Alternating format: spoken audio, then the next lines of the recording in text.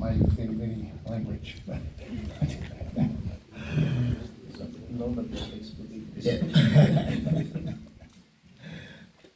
Okay. In recent decades, cultural heritage has increasingly been recognized not only as a record of the past, but also as an educational resource capable of fostering the development of cultural identity, civic participation, and sustainable development.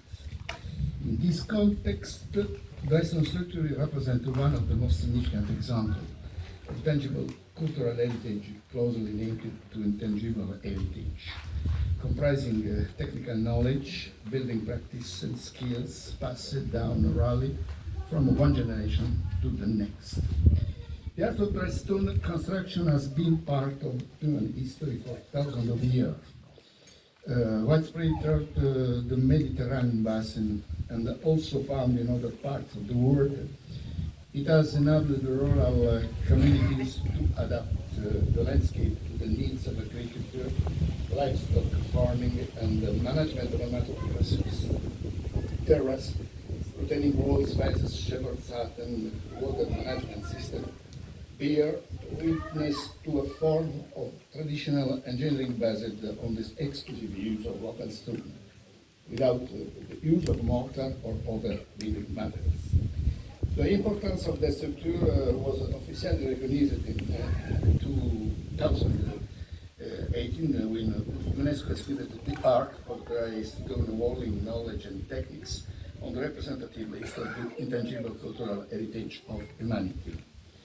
This recognition highlighted that the value of Dresden lies not solely in the structure themselves, but above all in the skills, social practice, and collective learning process that enable their preservation and transmission. At the same time, the most recent pedagogical theories developed with increasing importance to experiential learning and the non-formal educational context. Activities involving the restoration, maintenance, and construction of Dresden walls represent concrete examples of learning by doing, of cultural heritage education, and of education for sustainability, fostering the acquisition of technical, interpersonal, and civic skills. This report aims to analyze the main international educational practices developed around Dresden structures, with particular attention to the initiative promoted in the countries that supported the UNESCO nomination. The objective is to highlight the contribution that this initiative makes to the enhancement of cultural heritage, the education of a younger generation, and the promotion of sustainable development. The Dresden construction technique is one of the oldest forms of vernacular architecture developed by humankind. The earliest archaeological evidence dates back to the Neolithic period, when farming communities began to demarcate their cultivated land and build retaining structures, the only stones found on site. Unlike traditional masonry construction, but Dresden structure rely on the static equilibrium resulting from the correct arrangement of the stone elements. Each stone is carefully selected and positioned according to its shape, weight, and position, so that the structure achieves stability without the use of any building material. This technique requires a high level of practical skills, accurate through a long process of informal learning. Traditionally, the craft was passed on through direct observation, working alongside experienced craftsmen and participating in community projects. In this sense, stone construction represents an emblematic example of that knowledge that is difficult to codify in manual, but is accurate primarily through practical experience. From a geographical perspective, Dresden structures are found across much of Mediterranean Europe. They characterize the rural landscape of Liguria, Tuscany, Apulia, Sardinia, and Sicily, but are also widely found in Greece, Croatia, southern France, Spain, Slovenia, Switzerland. Although they take different form depending on the geomorphological characteristics of the area, They all share the same construction principle and the same function of sustainability, adapting the environment to human activities. The importance of this structure is not solely historical or architectural. They, in fact, fulfill numerous ecological functions, contributing to slope stabilization, the prevention of soil erosion, the regulation of rainwater runoff, and the conservation of biodiversity. The gaps between the stores provide favorable habitats for insects, small mammals, reptiles, and wild plant species, thereby increasing the ecological complexity of rural ecosystem. From a cultural perspective, the stone structure represents a defining feature of Europe's historic landscape. As Magnaghi observes, the landscape should not be interpreted as a mere natural backdrop, but rather as the result of a historical relationship between communities and land. Dry stone walls therefore constitute a tangible archive of local knowledge, production techniques, and form of social organization that they developed over the centuries. Their educational value stems precisely from their ability to make visible the relationship between people, the environment, and culture. The preservation of traditional building techniques enable the transmission of manual skills, ecological knowledge, and the values of cooperation that would be difficult to acquire through theoretical teaching alone. According to Smith, cultural heritage should be understood as a social process rather than simply a collection of objects preserved.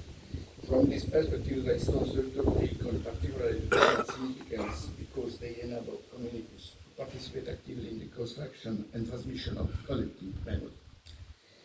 Over the course of the 20th century, the concept of cultural heritage underwent a profound evolution. Whilst initial protection was directed primarily at monuments, archaeological sites, and also of art, in recent decades, the international community's focus has gradually expanded to include the knowledge, practice, and tradition that constitute the cultural identity of community. A fundamental turning point was the adoption of the Convention for the Safeguarding of the Intangible Cultural Heritage provided by UNESCO in 2003. The Convention defines intangible cultural heritage as a totality of practice, representation, expression, knowledge, and skills that communities recognize as an integral part of their cultural identity. The innovative aspect of the Convention lies in its recognition of the value of the individuals and communities as custodian of heritage. It is not in fact tangible assets themselves that are protected, but rather the knowledge and practice that enable the creation, maintenance, and transmission to future generation. In the case of the stone structure, this means that the heritage is not limited solely to the walls, terrace, or enclosure, but encompasses the entire system of craft, linguistic, social, and cultural skills necessary for the construction. According to ΑΝΘΗ, this approach represents a substantial shift in international conservation policies, as it shifts the focus from the mere protection of the artifact to the safeguarding of human skills that ensure its continued existence. In November 2018, UNESCO inscribed the art of dry stone walling, knowledge, and technique on the representative list on the intangible cultural heritage of humanity. The nomination was submitted jointly by Inter-European, Italy, Croatia, Cyprus, Croatia. Subsequently, other countries joined the initiative, strengthening the international dimension of salvaguarding of this traditional practice. The inscription represents a significant example of international cultural cooperation, as it recognizes traditions shared by communities belonging to different geographical, linguistic, and contexts. According to UNESCO nomination dossier, dry stone construction is characterized by certain elements: the exclusive use of natural stone, the absence of building materials, adaptation to the characteristic of the local terrain, knowledge is transmitted predominantly orally, a strong community dimension to the practice. UNESCO also emphasizes that this technique contributes to the safeguarding of traditional agricultural landscape, the conservation of biodiversity, and the prevention of hydrogeological instability. The reason for the description of the stone walling on the representative list of the intangible cultural heritage can be summarized under four main inputs: intergenerational transmission. The dry stone walling technique is traditionally thought to have a direct relationship between master and apprentice. Learning takes place mainly through observation, imitation, practical experience, working together. This approach corresponds to what Levenwenger defined as situated learning, that is a process in which knowledge is acquired through active participation in the social practice of a community. The apprentice does not simply study a technique, but gradually becomes part of the community of craftspeople. The sustainable relationship with the environment, one of the aspects most highly valued by UNESCO, concerns the environmental sustainability of the restaurant construction. The structure uses locally sourced material, do not require energy-intensive industrial processes, last for centuries, can be easily repaired, are fully recyclable. These characteristics are fully consistent with the principle of the circular economy and the sustainable development promoted by the United Nations Agenda in 2030. From an ecological perspective, the stone walls also provide favorable habitat for numerous plant and animal species, contributing to the conservation of the biodiversity.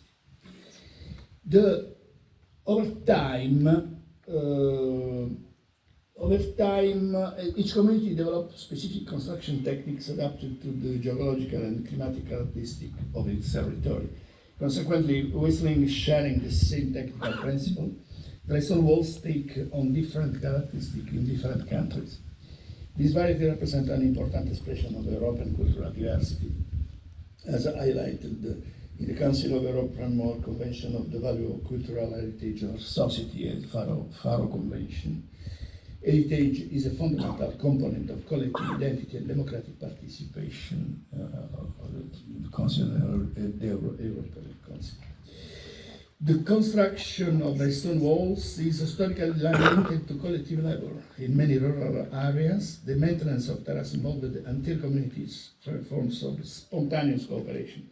This community dimension continues to characterize many modern restoration projects in which professional, volunteers, students, and members of the public collaborate on heritage conservation. According to Putnam Wright, such activities strengthen what is known as social capital, that is the network of a relationship based on trust and cooperation that are essential to the well-being of communities.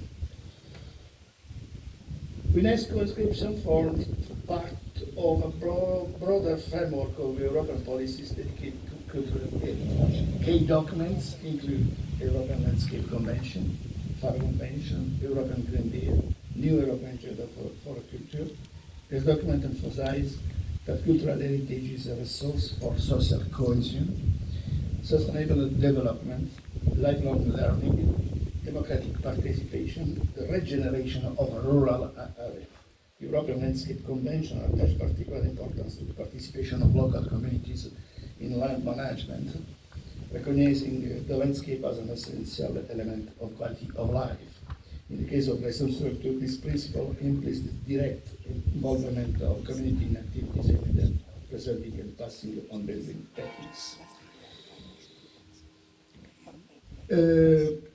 On the most innovative aspect of the UNESCO Convention concerns the role attributed to education. The safeguarding of intangible heritage cannot be guaranteed solely through measures of physical conservation. Instead, we need to promote educational process capable of ensuring the continuity of knowledge. Article 14 of the UNESCO Convention calls on member states to develop educational program, awareness-raising activities, vocational training program, initiative aimed at younger generation. In this context, schools play a strategic role. Heritage education does not simply consist of studying local history, but of purpose direct participation in the process of conservation and promotion. As Oper Greenhill observed, cultural heritage provide a powerful context for experiential learning in which pupils construct knowledge through direct interaction with object, place, and communities. In the case of lesson structures, learning takes place primarily through practical workshop, training sites, and voluntary projects that enables those students to gain hands-on experience on construction techniques. Such experience fosters the development of cross-curricular skills such as collaboration, problem solving, civic responsibility, and environmental awareness. Over the last 20 years, heritage education has taken on a central role in European cultural policies. Heritage is no longer regarded merely as an asset to be preserved, but as an educational resource capable of promoting active citizenship, social inclusion, environmental sustainability, and local development. In the case of lesson structure, educational activities are based on the integration of theoretical knowledge and practical skills. The transmission of construction techniques takes place mainly through workshop, training site, training course, university program, and initiative promoted by cultural associations and local communities. The educational approach adopted across various European countries share common characteristics: experiential learning, collaboration between school and local communities, restoration of historical heritage, environmental education, the intergenerational transmission of knowledge. These elements reflect the principle that by fostering the development of cognitive, social, and civic competence. And go to the experience of states. Italy boasts one of the most extensive heritage of Western structures in the Mediterranean. Terrace retaining walls, truly rural stones, walls, and fences characterize numerous agricultural landscapes, from Liguria to Sardinia and from Tuscany to Sicily. In recent years, numerous regions have developed educational programs aimed at the conservation of the structure. Among the most significant examples are the project carried out in various regions, all regions of Italy. The activities involve primary and secondary school, as well as university track interdisciplinary programs that integrate history, geography, civic education, natural science, technology, art. Pupils take part in field trips in the local area, document existing secure tag, photographic and cartographic surveys, and participate in practical workshops led by master builders. A notable example is provided by the workshop organized in the terraced landscape of Cinque Terre of Valtellina, where the restoration of raised stone walls is used as a tool to raise students' awareness of issues relating to the prevention of hydrogeological instability and the protection of the rural landscape. Of particular importance are also the courses run by Agriculture and Forestry College, in which dry stone walling is incorporated into a vocational training program dedicated to sustainable land management. The second state are Croatia, along the Dalmatian coast, thousands of kilometers of wall-bordered ancient vineyards and pasture, forming one of the most characteristic features of the Adriatic landscape. Educational activities are coordinated by public bodies, university and cultural associations, which organize international workshop, summer schools, volunteer camps, vocational courses. A distinctive feature of the Croatian model is the direct involvement of local communities. Students work alongside experienced craftspeople, sharing traditional techniques, tools, and organizational methods. This form of learning reflects the concept of community of practice, developed by Wenger, according to which knowledge is constructed through active participation in communities' activities. Croatian initiative also places particular emphasis on the protection of biodiversity, highlighting the ecological role played by wolves in the conservation of natural habitats. To Greece, in the Aegean island and the mountain region of Greece, limestone terraces form a fundamental part of the historic landscape. Many educational programs are developed in collaboration with agricultural cooperatives and universities. Activities include the restoration of terraces, the study of local vegetation, historical documentation, construction workshop, school of stone. This educational program has a strong focus on identity. Students learn how the stone walling has contributed for centuries to the survival of rural communities in areas characterized by limited natural resources. According to Papagiannis, the restoration of the terrace landscape is a key tool for combating the abandonment of inland areas and strengthening the younger generation's sense of belonging. Another state is Spain. Spain has a long tradition of conserving the restaurant structure. The main initiatives are concentrated in Catalonia, the Balearic Island, Valencian Community, and Canarian Islands. Local authorities promote educational programs aimed at both school and adult population. Among the most common activities are education trails, restoration workshop, open-air museum, landscape interpretation trails.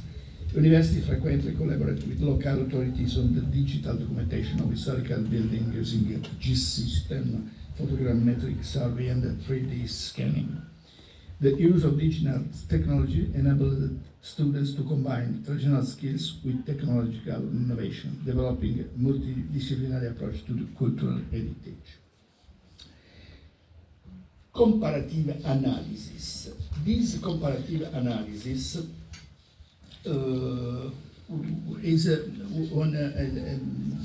strict analysis from only Croatia, Greece, and Spain, from key characteristic and educational objective. The result, the common element, is the experiential learning, collaboration between institutions and communities, the central role of local area in educational environment, integration of cultural heritage and sustainability, and the promotion of traditional knowledge. This is the element common. One other nation are France. France is one of Europe's leading centers for vocational training in the rest of the world. In Provence, the Cevennes and the French Alps, there are numerous associations specializing in the revival of traditional techniques. Training initiatives included certificate course, training sites, university program, continuing professional development for technicians and conservators. The training workshops are a genuine learning environment in which students, professionals, and volunteers work together to restore historic artifacts. This approach simultaneously promotes technical learning, civic responsibility, cooperation, environmental education. Selon Chouet, such experience helped to transform heritage from a mere object of conservation into a space for democratic participation. The last, we have a comparison, second comparison from Italy, France, are interesting the difference, strong links with school, greater career guidance, enhancement of rural heritage, conservation-oriented restoration of building, different approach for the techniques.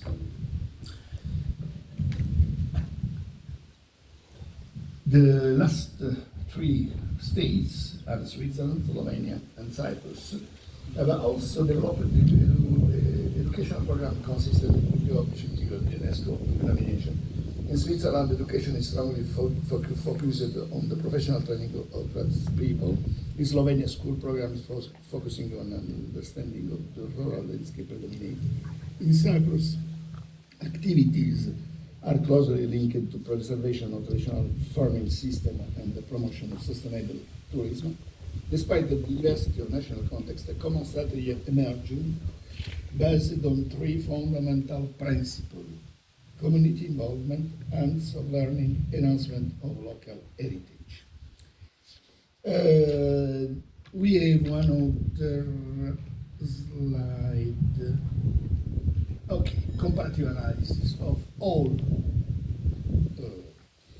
What is alongside the common elements, a number of significant differences emerge.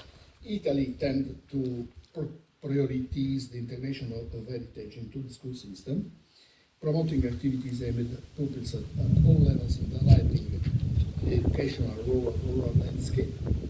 France is characterized by greater focus on vocational training and technical qualification, that work-based learning schemes in special schools designated for conservator, technician, and heritage practitioners. Croatia places particular emphasis on volunteering and the involvement of local communities, whilst Greece is developing initiatives that link heritage, university research, and regional identity. Spain combined the conservation of prehistoric structure with the management of terraced landscape and interdisciplinary research involving numerous universities and research centers. Switzerland, Slovenia, and Cyprus, with each having specific characteristics linked to their respective context, share a strong focus on environmental sustainability and promotion of traditional knowledge. This difference demonstrates that there is no single model for heritage education, but rather a variety of approaches united by shared principles and adapted to the cultural, environmental, and institutional characteristics of individual territories. The common elements are four: the learning in the field, interdisciplinary, sustainability, and integration between school and territory. This is the element exit from this analysis, with the element fundamental to approach one system of school on dry stone.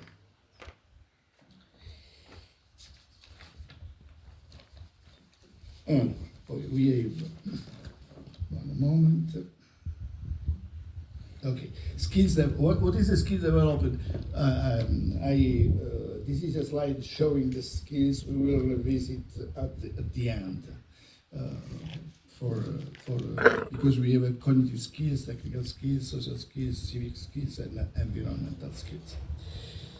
This is the first part of my intervention. The second part is a part on pedagogical analysis of educational practice in Western structures. What is the problem? Okay, one moment. Allora, educational practice. One moment.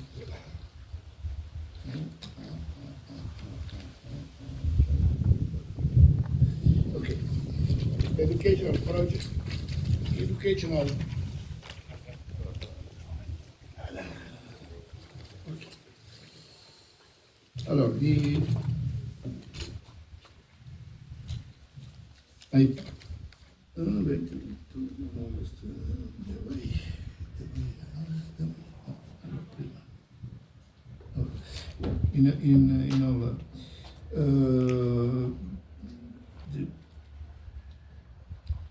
educational practice developed around the school structure represents a significant example of authentic learning, in which knowledge is acquired through direct interaction with the local area, expert, and the community. In this context, cultural heritage is not merely a subject of study, but becomes an educational environment in which theory and practice are integrated. The last research in the field of heritage education emphasizes how cultural heritage facilitates meaningful learning, as it enables students to link academic knowledge to real-world problems and history of local communities. Building a restaurant wall, in fact, required the integration of skills from different disciplines: geology, physics, history, ecology, mathematics, technology, and art. This interdisciplinary nature makes such activities particularly consistent with educational guidelines that promote the development of cross-curricular skills. One of the main theoretical references is the thinking of John Dewey. According to John Dewey, learning is most effective when it arises from the student's concrete experience. Knowledge is not simply transmitted by the teacher, but constructed through action, reflection, and solving of real-world problems. The activities involving the construction and the restoration of restaurant walls are an exemplary application of this principle. During the workshop, the students observe the context, analyze the construction problem, select the materials, experiment with different solutions, evaluate the result obtained. The educational process takes on a cyclical structure in which experience and reflection feed into one another. The activities carried out, the activity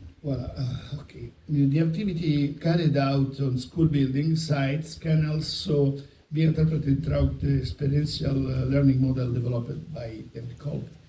Kolb identified four fundamental stages: concrete experience, reflective observation, abstract conceptualization, active experimentation. In case of dry stone walling, this circle unfolded naturally. The students take a direct part in building the wall, and on experience, observe the difficulties encountered, reflection, understand the structural principle governing the technique, conceptualization, and immediately applies what they have learned as they continue the work, experimentation. This methodology promotes stable and lasting learning because it integrates cognitive, motor, and emotional dimension. A further theoretical contribution comes from the social constructivism of Lev Vygotsky. According to the author, knowledge is constructed through social interaction and collaboration with more experienced individuals. In the Dresden workshop, students was constantly alongside craftspeople, conservators, farmers, teachers, volunteers. Experts provide progressive support, the scaffolding, enabling students to carry out activities which on their own they would not yet be able to perform. This dynamic corresponds to the concept of the zone of proximal development, in which learning takes place through the mediation of more competent individuals. Jerome Brunner, theory of discovery learning also finds significant application in heritage-related educational practice. Brunner argues that students learn more deeply when they are given the opportunity to formulate hypotheses, explore and construct new knowledge independently. In Dresden Walling's workshop, teachers do not simply impart standardized procedure. On the contrary, students are encouraged to observe the shape of the stones, identify possible construction solutions, check the stability of the structure, discuss mistakes as a group. Mistake, thus take on a positive role, becoming an opportunity for exploration and improvement. International education practice focused on the stonewalling share significant points of contact with the critical pedagogy. Paulo Freire regarded education as a process of democratic participation in which students take the lead in constructing knowledge. Heritage restoration project, in fact, directly involve the students in the protection of the common good. They do not merely learn a construction technique, but develop a greater awareness of their own role in the conservation of the local area. Education too takes on a civic and social dimension. The restaurant structure are a key tool for implementing for Goal 4 and Goal 11, quality education and sustainable cities and communities. These activities publicly and practical understanding of the importance of sustainable soil management, prevention of hydrogeological instability, protection of biodiversity, value of reusing materials, resilience of rural landscape. Sustainability is therefore not presented as an abstract concept, but as an everyday practice that can be observed directly in local area. And this is the